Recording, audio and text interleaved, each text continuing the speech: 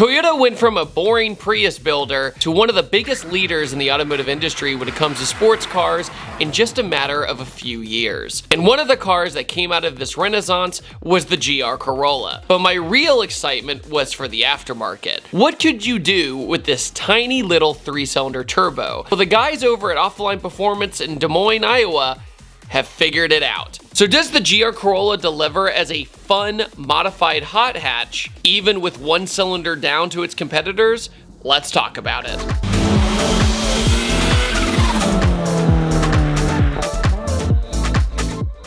Hey guys, huge thanks to today's sponsor, DraftKings. The holidays are finally here and my partners at DraftKings have the perfect gift for you. Right now, all new DraftKings customers who bet just $5 will receive $150 in bonus bets if your bet wins. That's right, new customers get $150 in bonus bets if your bet wins after betting just $5. And don't forget to stay in on the action with the $150 in bonus bets on DraftKings same game parlays for a shot at an even bigger payout. Combine multiple bets together from the same game. And if sports betting is not available in your state, don't worry. You can still join in on all the fun with DraftKings Daily Fantasy and have a shot to win cash prizes. Download the DraftKings Sportsbook app now. New customers use my promo code ThatDude and bet just $5 on any wager and get $150 in bonus bets if your bet wins. That's promo code ThatDude only at DraftKings Sportsbook.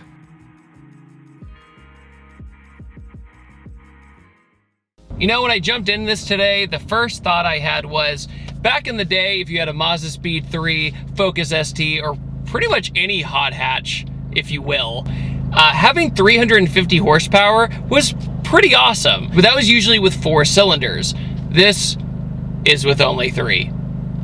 So let's see how it goes. Today, ladies and gentlemen, we are back in the Toyota GR Corolla, one of my favorite cars to come out in the past probably 5 or so years. I was a huge fan of the idea of taking the Corolla hatch, which is already, in my opinion, a very good looking car, and actually turning it up to 11. What is the GR Corolla? Quick crash course if you don't know what it is. It's all-wheel drive with 3 different diff settings in it. So you have 60/40, which is a front-wheel drive bias. Then you have a 50/50, which is, well, exactly what it sounds like, 50/50. And then you have a 30/70, which is a rear-wheel drive bias. You have a bunch of different settings, but you also have a 1.6 liter 3-cylinder turbo engine.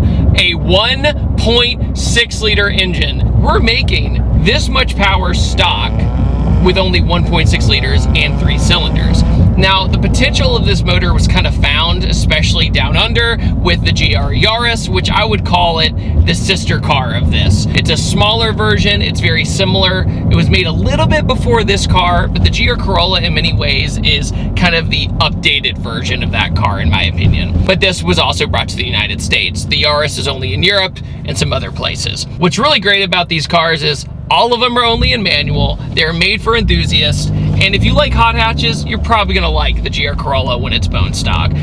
I kind of make it out to be the spiritual successor to like a Focus RS or something along those lines. What I will say is I've never driven a modified one because the aftermarket, when I first drove it, didn't exist. So Offline Performance, some good friends of mine, they kind of took up the task to be some of the first people to do aftermarket parts for the GR Corolla. So they started with this. This is their car, and this is essentially their R&D car.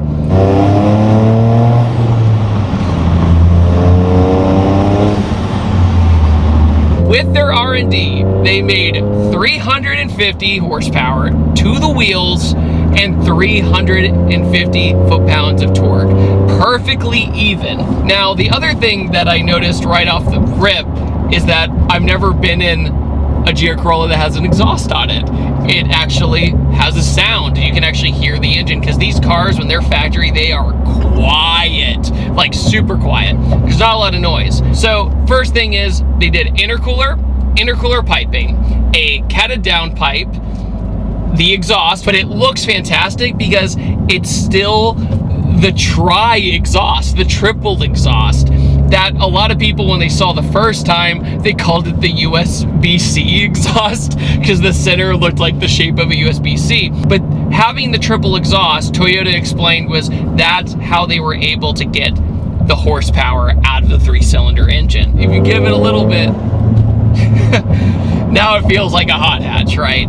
Not that it didn't before, but getting the sights and sounds now with an exhaust. As of right now, this is running on an E30 blend, because right now there's not really a true flex fuel system for these cars yet. This is still very early on with this thing, even though it's been probably a year and a half or so, 2 years, even on E30, and it's making this much power is pretty ridiculous. The other thing is with the cruise control reset button, there is rolling anti-lag, and you basically, just like anti-lag in a GTR or anything else, you hold the button down, you floor it, and then you let go, and then it just rocket ships from a roll. But you can also launch this thing, and it's pretty crazy.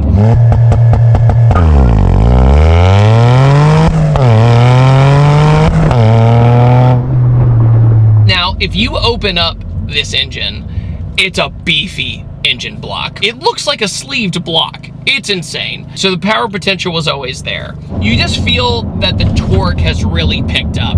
That's one thing, is this car didn't have turbo lag per se, not a lot, but it just is a rocket ship. It feels like more of that all-wheel drive beast that people kind of imagine in a straight line. Gazoo Racing has done something amazing. They made Toyota cool again, right? They were so boring for so many years. They didn't make a single sports car. Next thing you know, Supra, especially the manual one, that one's great. The GR Corolla and the GR86, they're all fantastic cars.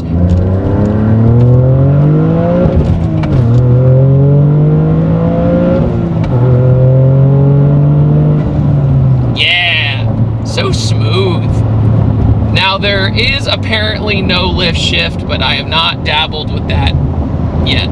Other than that, I guess you could say the main rival of this car is probably the Civic Type R as of right now. I personally like driving the GR Corolla probably a little bit more, even though the Type R is faster. It is. It's a faster car, stock for stock. But I just love the character of this car. I love the all-wheel drive system. I have a ton of track time in this as well, and I feel more confident in this car than I do in the Type R, but that's also mostly because it's front-wheel drive, and I have a harder time with front-wheel drive, to be fully transparent, in how you drive it on track. Seating position for me is good. I'm like 5'9", so it's like 5'8", 5'9" on a good day. All right, let's see how this works.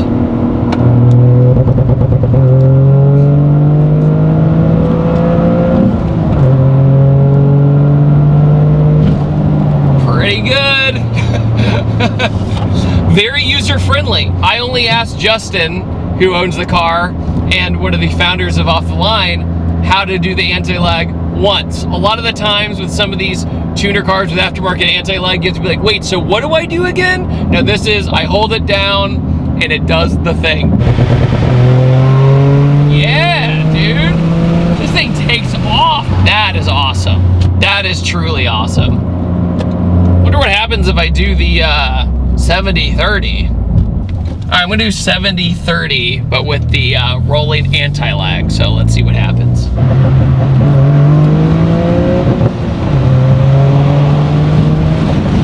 Okay, I'm not even kidding. I slightly felt the nose starting to lift in comparison. That is a noticeable difference, because when you drive these cars in the different diff modes factory, you mostly notice the differences when you're chucking it into very tight corners. Like 70-30 on hairpins is really, really fantastic, right?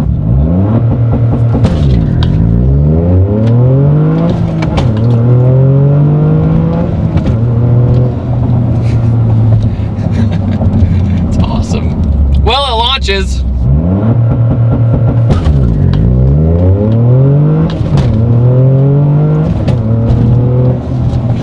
That is so much faster. That is so much faster with no lift shift. Oh my God, that's amazing. Now, the other thing too is you can hear the turbo now. You can hear everything kind of working. And the other thing too I want to add is having that 350 horsepower is really cool to think of, because every other hot hatch has 4 cylinders for the most part.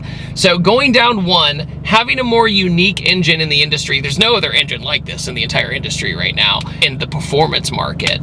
you're getting something that's super unique. Another thing you'll notice about this particular GR Corolla is the intake system. As soon as you pop the hood, it's this massive carbon fiber intake that they added on. So when I say bolt-ons on this thing, I mean the intercooler piping, the intercooler, the catted down pipe, in the intake, and that is pretty much it. And obviously a tune to make this all happen. But the Eventuri intake is massive. It actually goes really well with the engine bay, because unfortunately nowadays with new cars, you kind of just get a lot of plastic, right? You have to kind of take off the plastic to kind of see the engine itself. But with the factory GR cover and also the intake, it looks very OEM, very tasteful. I like it a lot.